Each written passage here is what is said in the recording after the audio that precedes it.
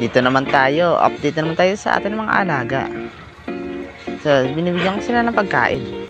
At pagkatapos ko silang pakainin, ipapakita ko naman sa inyo kung gaano sila kalaki.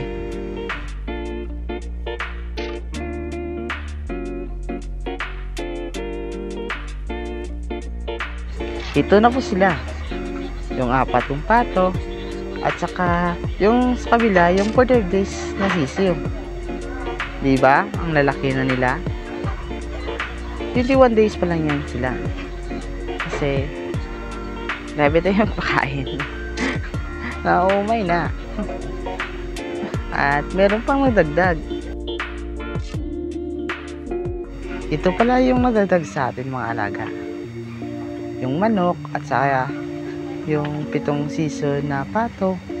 7 pala sila lahat. At dito naman po sa kabila, isang manok. At saka sa kabila, wala nang laman. Yun lang. Peace.